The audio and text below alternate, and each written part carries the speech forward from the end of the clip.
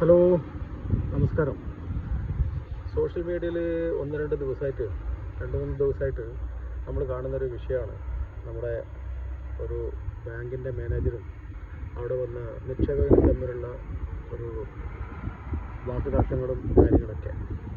ശരിക്കും പറഞ്ഞാൽ ആ മാനേജറെ കുറിച്ച് ഓർക്കുമ്പോൾ ഭയങ്കരമായിട്ടുള്ളൊരു സങ്കടം തോന്നും.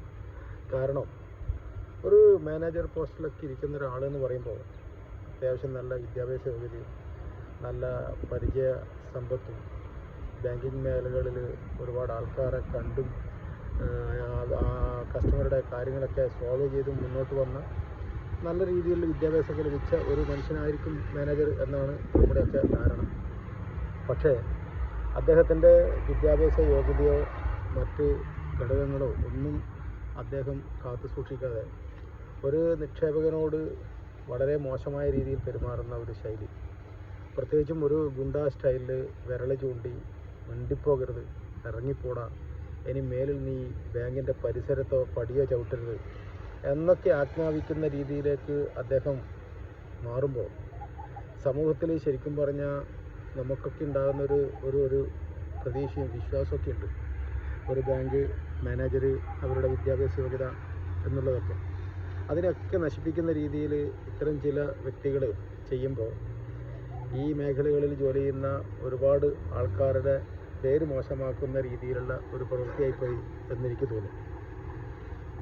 അതോടൊപ്പം തന്നെ അവിടെ നിക്ഷേപകനായിട്ട് വന്ന ആ കർഷക തൊഴിലാളി ശരിക്കും പറഞ്ഞാൽ മണ്ണിനോട് മല്ലടിച്ച് മഴയും വെയിലും അവഗണിച്ച് മണ്ണിൽ പണിയെടുത്ത് അവനവൻ്റെ സമ്പാദ്യത്തിൻ്റെ ചെറിയൊരു ശതമാനം ബാങ്കിൽ നിക്ഷേപിക്കുകയും അവിടുന്ന് ലോണെടുത്ത് വീണ്ടും ഉപജീവന മാർഗം തേടുകയും ചെയ്യുന്ന ഒരു മനുഷ്യൻ, അവരുടെ പെരുമാറ്റവും വളരെ റഫായിരിക്കും.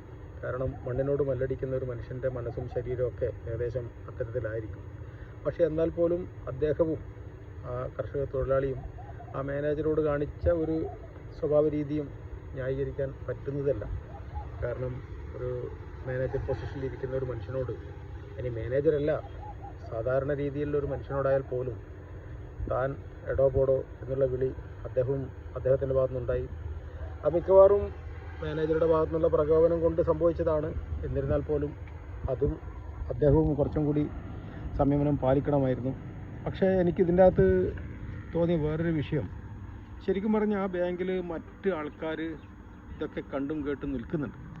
അവരാരും ഈ വിഷയത്തിൽ ഒന്ന് ഇടപെടാനോ അല്ലെ ആ വിഷയത്തിനെ ഒന്ന് സോൾവ് ചെയ്യാൻ മുന്നോട്ട് വരികയോ ചെയ്യാത്തൊരു സ്ഥിതിവിശേഷം. അതായത് ശരിക്കും പറഞ്ഞാൽ ഒരു പ്രശ്നം പരിഹരിക്കാൻ മുന്നിട്ടിറങ്ങാൻ വേണ്ടിയുള്ള മനുഷ്യൻ്റെ ആ ഒരു മനസ്സ് അല്ലെ ആ ഒരു ചിന്ത കുറഞ്ഞു വരുന്നുണ്ടോ എന്നുള്ളൊരു തോന്നൽ ശരിക്കും പറഞ്ഞാൽ മനസ്സിനെ വല്ലാതെ ഒരു സങ്കടപ്പെടുത്തുന്നുണ്ട്. കാരണം രണ്ടാൾക്കാർ തമ്മിലൊരു വിഷയം നടക്കുമ്പോൾ അവിടെ എന്താണ് പ്രശ്നം?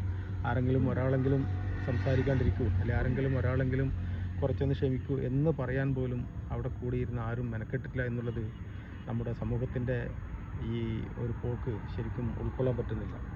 എന്തൊരു വിഷയത്തിനും പരിഹാരമുണ്ടാവും അല്ലേ? എന്ത് വിഷയത്തിനും നമുക്ക് പരിഹാരം ഉണ്ടാക്കാൻ പറ്റും. സംസാരിച്ചാൽ തീരാത്ത വിഷയങ്ങളില്ല.